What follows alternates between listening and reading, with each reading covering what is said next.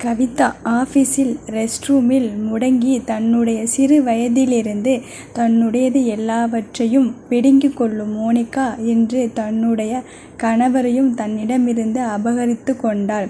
இந்த உலகில் ஏன் எனக்கு இந்த நிலை? அபியை பற்றி ஆனந்த் சொல்ல சொல்ல வாழ்க்கையை வெறுத்து விட்டாள். இன்று ரிஷி சொல்ல சொல்ல இதற்கு மேல் வாழ்க்கை போதுமென்று நினைத்தாள். இன்றே எனக்கு வாழ்க்கையின் கடைசி நாள் என்று முடிவெடுத்து கொண்டாள். கடைசி நாள் சந்தோஷமாக இருக்க வேண்டும். அம்மாவை பார்த்து மனசால் விடைபெற்று கொள்ள வேண்டும் என்று நினைத்தாள். மாலை ஆபீஸ் முடிந்ததும் சிரித்த முகத்துடன் ரிஷியுடன் காஃபி சாப்பிட போனாள். விவேக் கவிதாவை அழைக்க வந்தவன் அவள் ரிஷியுடன் செல்வதை பார்த்து அபிக்கு தகவல் தெரிவித்தான். அபி மௌனமாக அழுதான். கவி, என்னை மன்னிக்க மாட்டாயா? சிறிது நேரத்திற்கு பின்பு மோனிகாவிடம் ஃபோன் கொடுத்து அவள் அம்மாவிடம் பேச வைத்தான். பேசிய பின்பு மோனிகா, சின்னம்மா, அம்மாவை இங்கே கூட்டிட்டு வர சொல்லுங்க என்று அதிகாரம் செய்ய அபி மறுத்து தலையாட்டினான். மோனி, நீங்கள் தானே எனக்கு கடமைப்பட்டிருக்கீங்கன்னு சொன்னீங்க. இந்த ஒரு வேண்டுதலை மட்டும் எனக்கு நிறைவேற்றி கொடுங்க ப்ளீஸ். அபி, கவிதாவுக்கு செய்த கொடுமைக்கு நீங்கள் அனுபவிச்சே ஆகணும். மோனி, சும்மா கவிதான்னு சொல்லிட்டு இருக்கீங்க. அன்னைக்கு நான் உங்களை காப்பாற்றலைன்னா நீங்கள் இன்னைக்கு உயிரோடு இருக்க முடியாது, தெரியுதா? அவளை முதல்ல டிவோர்ஸ் பண்ணுங்க. ரிஷி கூட ரொம்ப நெருக்கமாக இருக்கான்னு அவங்க ஆஃபீஸிலேருந்து எனக்கு தகவல் வருது. இப்போ கூட 2 பேரும் சேர்ந்து வெளியே போயிருக்காங்க. அபி அவளின் தகவல் அறிந்து கொள்ளும் வேகத்தை பார்த்து கொஞ்சம் வியந்தான். கவிதா என்னோட உலகை ஆள்பவள். அவள் என்னோட வாழறதும் இல்லை விட்டு போகிறதும் அவள் மட்டும்தான் முடிவெடுக்க முடியும். வேறு யாரும் இல்லை. ஏன் நான் கூட இல்லை. மோனி, அவகிட்ட என்ன இருக்குன்னு இப்படி ஆளுக்கால அவகிட்ட மயங்கி இருக்கீங்க? அபி, மோனிகா, வார்த்தையை அளந்து பேசு. என்னோட உயிரை காப்பாத்தினுங்கிறதுக்காக என்னோட மனைவியை பற்றி தவறாக பேசுவதை என்னால் ஒப்புக்கொள்ள முடியாது. அவளை வாய்க்கு வந்தபடி தவறாக பேசும் உரிமை உனக்கு கொடுக்கப்படவில்லை. மீறி அவளை பற்றி பேசினால் உன்னோட அம்மாவின் நிலை கவலைக்கிடமாக மாறிடும். மோனி டக்கென்று வாயை மூடிக்கொண்டாள். சரி, அவள் போட்டிருந்த வைர நெக்லஸ் எனக்கு கொடுங்க. அபி, அது அவளுது. உனக்கு வேணும்னா புதுசாக வாங்கி தருகிறேன். மோனி, சரி வாங்க போகலாம். எனக்கு இப்போவே வாங்கி கொடுங்க. அவளுடையதை விட ரொம்ப விலை உயர்வானதாக இருக்கணும் என்று சொல்ல அபியுடன் ஹாஸ்பிட்டலில் இருந்து நகைக்கடைக்கு சென்று புதிதாக நெக்லஸ் வாங்கி கொண்டு என்னை எங்கள் வீட்டில் விட்டுடுங்க என்று சொல்லி அவள் வீட்டில் இறங்கி கொண்டாள். மோனி, நிஜமாவே நீ அதிர்ஷ்டக்காரி தான். எப்படியோ இன்னொரு பணம் காய்க்கும் மரம் கிடைச்சாச்சு. ஆனால் அம்மாவை எப்படி பார்க்க போகிறேன்? கவிதா ரிஷியுடன் காபி குடித்து காலேஜ் படிக்கும்போது சந்தோஷமாக சிரித்து பேசி கொண்டிருந்ததைப் போல கொஞ்ச நேரத்தை கடத்திவிட்டு, ரிஷி என்னை ஹாஸ்பிட்டலில் விட்டுடு என்றார். ரிஷி கவியிடம் ஏதோ ஒரு வித்தியாசத்தை உணர்ந்தான். ஆனால் என்னவென்று புரியவில்லை. எப்பவும் தன்னை விட்டு தொலைவில் ஒதுங்கி செல்பவள் இன்று தன்னை அழைத்து கொண்டு செல்ல கேட்கிறாள். பேசும்போது அடிக்கடி நிஜத்தில் இல்லாமல் எங்கோ தொலைந்து விடுகிறாள். ரிஷி, இனி நீ நல்லா இருக்கதானே? கவிதா, எஸ், நான் நல்லா இருக்கேன். எனக்கு என்ன குறைச்சல் என்று அவள் சிரித்தாள். அந்த சிரிப்பு மிகவும் வலி நிறைந்ததாக இருந்தது. அவள் வார்த்தையில் இருந்த வேதனை வெளிச்சமாக தெரிந்தது. ரிஷி காரை ஓரமாக நிறுத்தினான்.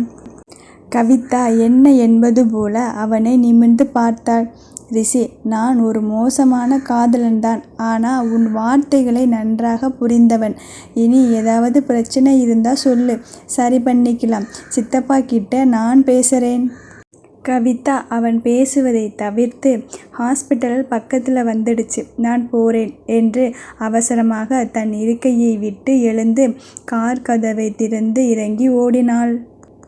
ரிஷி செய்வதறியாமல் தன்னை விட்டு விலகி சென்று கொண்டிருக்கும் அந்த உருவத்தை பார்த்து பெருமூச்சு விட்டு அங்கிருந்து நகர்வதா இல்லை அவளுக்காக காத்திருப்பதா என்று புரியாமல் இருக்கையில் சாய்ந்து அமர்ந்தான். அபி கவிதாவுடன் கொஞ்சம் மனம் விட்டு பேசியிருக்கலாம் என்று நினைத்தான். தன்னுடைய தவறை சொல்லி அவளிடம் மன்றாடி மன்னிப்பு வேண்டியிருக்கலாம். அவளை பார்க்க தயங்கி அப்பாவை விட்டு கவிதாவிடம் விலக்க வைத்தது தவறு. அவள்தான் தன்னுடைய உலகமென்று முடிவெடுத்ததும் எதற்கும் தயங்காமல் அவளை நேருக்கு நேர் சந்தித்து இருக்கணும். மோனிகாவை பற்றி சொல்லியிருக்கணும். அவள் என்னை தவறா நினைக்க பல வாய்ப்புகளை ஏற்படுத்திவிட்டு இன்று அவளை குறை சொல்வது நியாயமில்லை. சார், அவங்க அம்மாவை பார்க்க போயிருக்காங்க. ஆனால் போகிற வழியெல்லாம் அழுதுகிட்டே போனாங்க. கவிதாவை கண்காணிக்க ஏற்பாடு செய்த ஆள் தகவல் அளித்தான். அபி அதை கேட்டு மேலும் துவண்டான். அவங்களை க்ளோஸாக ஃபாலோ பண்ணுங்க. அவங்க சேஃபாக இருக்கிறங்கிறத உறுதி செய்துக்கோங்க. அபி அந்த ஃபோன் காலை கட் செய்துவிட்டு வேறொரு ஃபோன் செய்தான். அந்த வீடியோ கவிதா இருக்கும்போது போட்டு காட்டணும் என்று ஆணையிட்டு அமர்த்தினான். அங்கே ஹாஸ்பிட்டலில் அம்மாவிடம் சென்று கட்டிக்கொண்டாள். கங்கா, என்ன கவி, நெற்றியில் காயம், காதில் கூட காயம், என்னாச்சு? கவி, ஒன்றுமில்லை, ஒரு சின்ன விபத்து.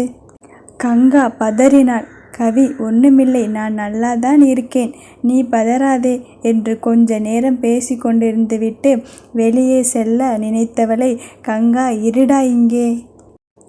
ஏதோ ஃபேஸ்புக்கில் யாரோ ஒருத்தர் தன்னோட மனைவி பற்றி பேசியிருக்காராம். அதை காட்டுறேன்னு சிஸ்டர் சொன்னாங்க. வா, நீயும் பாரு. அந்த சிஸ்டர் வெளியே இருந்து உள்ளே நுழைந்தாள். அம்மா, நான் காட்டுறேன்னு சொன்ன வீடியோ பாருங்க என்று தன்னுடைய ஃபோனில் வீடியோ போட்டு இருவருக்கும் முன் வைத்தாள். அதில் அபி தோன்றினான். அபி, முடிஞ்சவரை இதை நீங்கள் ஷேர் பண்ணுங்க. என்னுடைய மனைவி கவிதாயினி காலேஜ் படிக்கும்போது அவளுடைய தங்கையால் ஏமாற்றப்பட்டு அவளுக்கு போதை மருந்து கொடுக்கப்பட்டு முன்பின் தெரியாத ஆணுடன் ஃபோட்டோ எடுக்க வைத்து அவள் வாழ்க்கையில் பெரிய புயலை கிளப்பியிருக்கிறாள். இதில் பாதிக்கப்பட்ட என்னோட மனைவி இதுநாள் வரை சுற்றி இருப்பவர்களின் கேவல பார்வையும் அவமான வார்த்தையும் சந்தித்து வேதனை அடைந்துள்ளாள். அவள் செய்யாத தவறுக்கு இந்த உலகத்தின் தண்டனை ரொம்ப பெரியதாக இருக்கிறது. முடிந்த அளவுக்கு அவளுக்கு ஆறுதல் சொல்லி அவள் எந்த நிலையிலும் தன்னை தாழ்த்தி கொள்ளாமல் தைரியமாக உலகை சந்தித்து வெற்றி பெற வாழ்த்துக்களை கூறுங்கள் என்று சில ஆதாரங்களை காட்டி இந்த வீடியோவை முடித்திருந்தான். காலை 9 மணியளவில் இந்த வீடியோ பகிரப்பட்டு இருந்தது. அது பல முறை பலரால் பகிரப்பட்டு இருந்தது. அவளின் நட்பு வட்டங்களையும் அது சென்றடைந்திருந்தது. அதன் விளைவாக அவள் கல்லூரி நண்பர்கள் நிறைய பேர் அதில் கருத்துக்களை தெரிவித்திருந்தனர். கவிதா, உன்னை நம்பாமல் நான் தவறு செய்துவிட்டேன் என்று அவளின் உயிர் தோழி சொல்லியிருந்தாள். கவிதா, என்னை மன்னித்து விடு என்று மற்றொரு தோழி சொல்லியிருந்தாள். சொந்த தங்கை இப்படியா? கேவலமான பிறப்பு. தங்கையை ஓங்கி மிதித்து மேலேறி வா கவிதா. பெண்கள் விளையாட்டு பொம்மையா? பெண்ணுக்கு பெண்ணே எதிரி என்று பல கருத்துக்கள் இருந்தனர். கங்கா இதை பார்த்து வெறி கொண்டாள். என்னோட வாழ்க்கையை அவளோட அம்மா பங்கு போட்டா, உன்னோட வாழ்க்கையை அவ அழிச்சிட்டா. 2 வருஷம் நானே என்னோட பொண்ணை நம்பாம இருந்தேனே, என்னை மன்னிச்சிடு கவிதா. கவி மனதில் இனம் புரியா சந்தோஷம். அபியை ஓடி சென்று கட்டிக்கொள்ள நினைத்தாள். ஆனாலும் அவன் தனக்கு செய்த துரோகத்தை மறக்க முடியாமல் தன் மனதை கட்டி போட்டாள். கங்கா, ஆனாலும் இந்த அபியை நம்பாதே. அவளுக்கு ஏனோ அபியை பிடிக்கவே இல்லை. அந்த மோனிகா இன்னும் என்னவெல்லாம் செய்ய போறாளோ என்று புலம்பினாள். கவிதா மனதில் உன்னோட மாப்பிள்ளையை என்கிட்டேருந்து புடுங்கிக்க போறா என்று சொல்லிக்கொண்டாள். கவி, அம்மா, நான் கிளம்புறேன். என்னால் அடிக்கடி வர முடியுமான்னு தெரியல. உடம்பை பத்திரமா பார்த்துக்கோ. கங்கா, நீ உன்னை பார்த்துக்கோ. அவகிட்டே மறுபடியும் தோற்காதே. அவளுடைய அம்மா என்னை இந்த கதி செய்துவிட்டாள். உனக்கு உண்மையிலேயே என் மேல் மரியாதையும் பாசமும் இருந்தா அவளை தோற்கடிச்சிட்டு வா. மறுபடியும் அவகிட்ட நீ தோல்வியை சந்திச்சா அந்த நொடி நீ என்னை மறந்துடு என்று நறுக்கென்று சொல்லி மிரட்டினாள். அந்த நேரம் வாசலில் நிழலாட நிமிர்ந்து பார்த்தால் சந்தோஷ் நின்று கொண்டிருந்தான். கங்கா, யாரு? சந்தோஷ், கங்காம்மா, நான் சந்தோஷ். கங்கா, அடடே சந்தோஷ், எப்படி இருக்கே? வா வா வா, எத்தனை வருஷமாச்சு, உன்னை சுத்தமாக அடையாளமே தெரியலை. கவி குழம்பி நின்றாள். கங்கா கவியிடம், நான் இவங்க வீட்டில் ஆயா வேலை செய்தேன். சந்தோஷ் மற்றும் அனிதாவை நான் தான் குழந்தையிலிருந்து வளர்த்தேன். குழந்தைகள் கொஞ்சம் பெரியவர்கள் ஆனதும் நான் அவர்களை விட்டு வெளியே வந்துட்டேன். சந்தோஷ் ரொம்ப நல்ல பையன். சந்தோஷ், கங்காம்மா, எனக்கு தெரியாது உங்களுக்கு உடம்புக்கு முடியலைன்னு. பக்கமாக தான் கவிதாவை பார்த்ததும் எங்கோ பார்த்தது போல தோன்ற அவளை பற்றி தெரிஞ்சுக்கிட்டதும் உங்களை பார்க்க வந்தேன். இவ்வளவு நான் உங்களை பார்க்க வராததுக்கு என்னை மன்னிச்சிடுங்க. கங்கா, இருக்கட்டும், உனக்கும் எத்தனையோ பிரச்சனைகள். என்னை பார்க்க வராதது ஒரு விஷயமே இல்லை. இருவரும் மிகவும் நெருக்கமாக உறவாடினர். இந்த இடத்தில் கவிதாவை ஒரு பொருட்டாவே மதிக்கப்படவில்லை. சிறிது நேரம் கழித்து சந்தோஷ் கிளம்பினான். கவிதாவும் கங்காவிடம் விடை பெற்று கிளம்பினாள். சந்தோஷ், கவிதா உன்னை எங்கே விடணும்னு சொன்னா அங்கே விட்டுடுவேன். கவிதா கொஞ்சம் சங்கோஜத்துடன், இல்லை, நான் போய்க்கிறேன், நீங்க கிளம்புங்க என்று அவனை வழி அனுப்பி வைத்து எங்கே போவதென்று தெரியாமல் விழித்து கொண்டு நின்றாள். அபி வீட்டில் தனிமையை உணர்ந்தான். தீ விபத்திற்கு அப்புறம் அவளுக்கு பிடித்த மாதிரி வீட்டை அலங்கரித்து இருந்தாள். எங்கு பார்த்தாலும் அவனுடைய கவிதாவின் பிம்பம் இருந்தது. அவள் வருவாளா? தன்னை மன்னிப்பாளா? இல்லை தண்டிக்கவாவது செய்துவிட்டால் போதும். இப்படி என்னை என்ன செய்வாளென்ற குழப்பத்தில் வைத்திருக்க வேண்டாம். கவிதா, உன்னோட அமைதி என்னை ரொம்பவும் வாட்டுதுடி. அபி, விவேக், வா போகலாம். கவிதாவை நானே பேசி கூட்டிட்டு வரேன். இருவரும் கிளம்பினர். இங்கு கவிதா மனதில் அம்மா சொல்லியதே ஓடிக்கொண்டிருந்தது. ஆஸ்பத்திரி ஒட்டி அமைந்த பூங்கா ஒன்றில் நுழைந்து அங்கிருந்த மேடையில் அமர்ந்தாள். சிறு வயது முதல் அம்மா தன்னை ஆளாக்க எவ்வளவு சிரமங்களை மேற்கொண்டாள். இன்று நான் என் உயிரை முடித்து கொண்டால் அம்மாவை யார் பார்த்து கொள்வார்?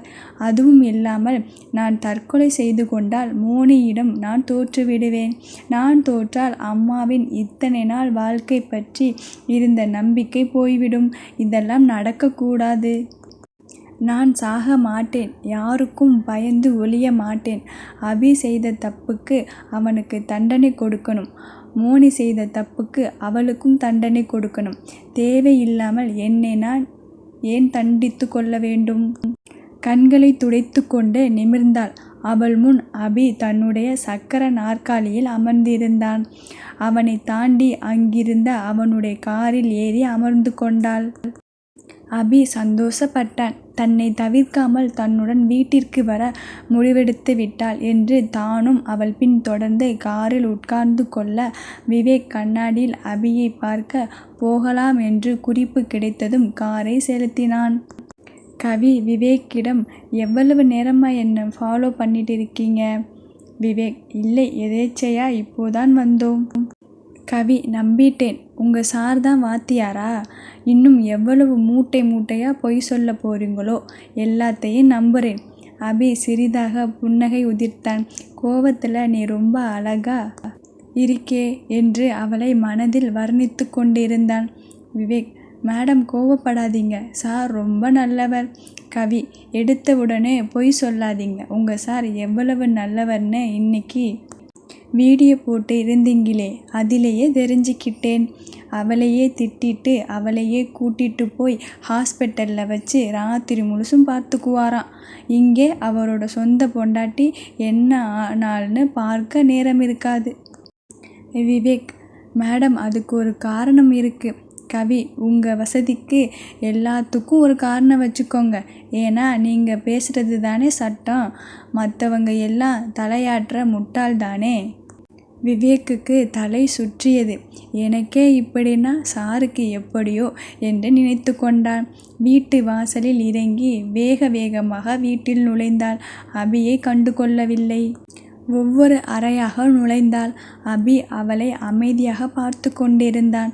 ஒரு அரைமணியில் வீடு முழுவதும் தேடிவிட்டு அபியிடம் வந்து, இந்த வீடு என்னது, கண்டவளை உள்ளே சேர்க்க மாட்டேன், மீறி அப்படி ஒன்று நடந்ததுன்னா உன்னை சோத்துல விஷம் வச்சு கொன்னுடுவேன் என்று அவனை மிரட்டி சென்றாள்.